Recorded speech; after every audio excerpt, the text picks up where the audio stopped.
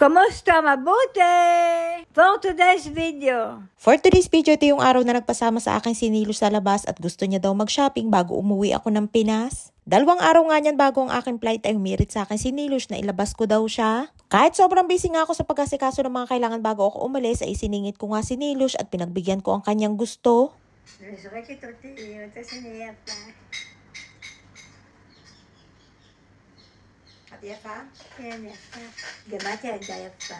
Ay nga't habang inaayusan ko si Nili ng buhok ay tinawag ni Lola si Nili at ang sabi nga ni Nili ay sinusuklayan ko daw siya dahil gusto ko na maganda daw siya.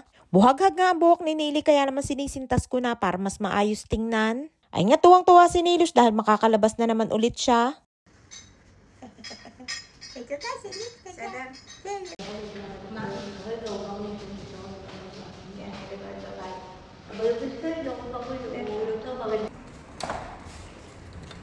For days nga magiging bakasyon ko niyan at sabi ko sa aking nakuhang reliever na baka pwede niya ding ilabas si Nilush kung papayagan ni Lola. Ay nga't may nadaanan pa kami ng magagandang pusa at sabi nung may-ari idadalhin niya daw sa veterinaryo para ipa-check up. May follower nga tayo na nagsuggest na bakit hindi daw pag-alagain si Nili ng pusa o kaya ay aso. Dito sa Israel ang mga tao ay mahilig talaga mag-alaga ng aso kumpara sa pusa. Natutuwa si Nili kapag nakakakita siya ng aso at pusa pero ayaw niya nalalapitan siya dahil takot siya. Katul ba in Filipino? Pusa. Bakatan? Kuting. Kuting. Si Nili ay... Si Kinili ay kuting.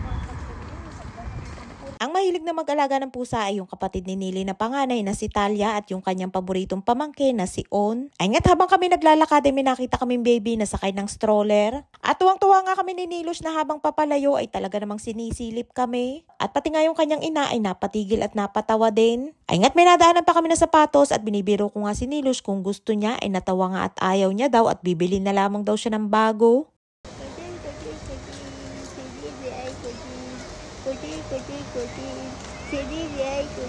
At ayun nga't may nadaanan din kami ng mga itinapon na tinapay. Yung iba ay kinukuha yan para ipakain sa mga ibo na kadalasan ay sa mga kalapate. Ay nga't may nagbababa ng mga bandel-bandel ng mga gulay at dyan nila itinatapon yung mga hindi nabebenta ng mga gulay at prutas. At yung iba nga ng mga itinatapon dyan ay maaayos pa at hindi pa naman sira. Nakakahinaya nga din pero kung sa atin yan sa Pinas ay nakuha na yan ng mga tao at napamilian yung pwede pang mapakinabangan. Katulad nga ni Lola na laging nanghihinayang kapag may natitira siyang pagkain, yung tipo na kahit 2 kutsara na lamang ay ipatatago pa sa akin at kakainin niya daw ulit. Lumaki si Lola sa hirap at naranasan nila ni Imadora ang walang makain ng panahon ng gera sa kanilang bansang Romania. Kaya ganun na lamang din ang panghihinayang ni Lola kapag may natitirang pagkain. Atarutse. Ine. Bakasha.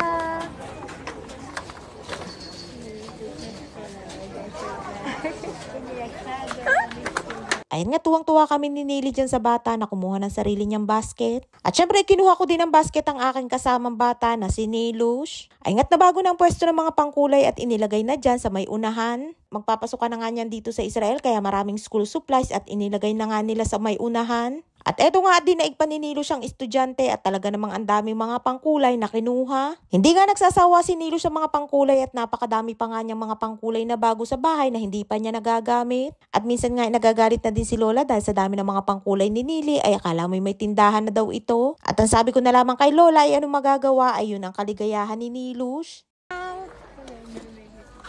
Ano tsama? Lopo. At bukod sa kandila at mga pangkulay ay hindi din mawawala ang kanyang walang katapusan ng mga garapon.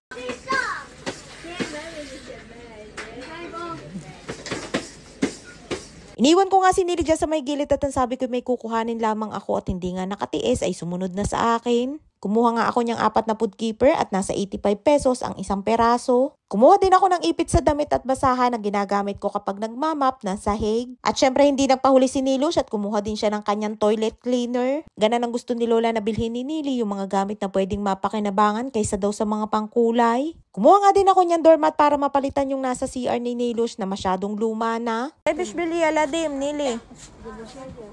Zekatan. Tere, aladim. Zekatan, Ay nga't nakakita si Nilush ng toilet seat cover para sa kanyang banyo. At ang gusto nga bilhin ay yung pambata na kulay pink at sabi ko'y maliit yun at hindi pwede sa kanya. Gustong-gusto nga ni Niling mabili yung kulay pink, ang kaso hindi naman pwede dahil maliit nga.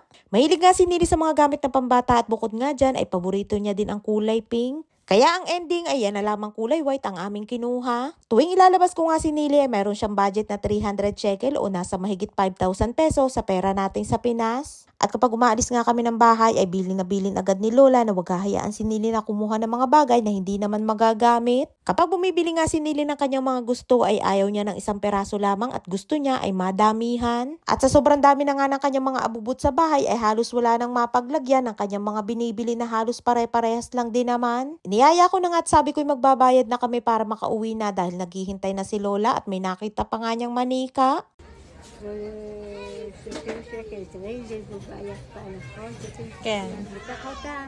Magbabayad na nga kami, nakahirit pa niyang manika at ang ganda daw, 20 shekel lamang daw o nasa mahigit 300 pesos sa pera natin sa Pinas. Kumuha nga din ako ng neck pillow at buti na nga lamang din at naalala ko dahil kailangan ko yan pagtulog sa eroplano. 2 beses na nga ako nakawala ng ganan dahil naiwan ko sa airport sa Pinas. Magbabayad na nga sana kami niyan, abay hindi pa pala tapos si Nilush at kukuha daw siya ng ribbon na panglagay sa regalo.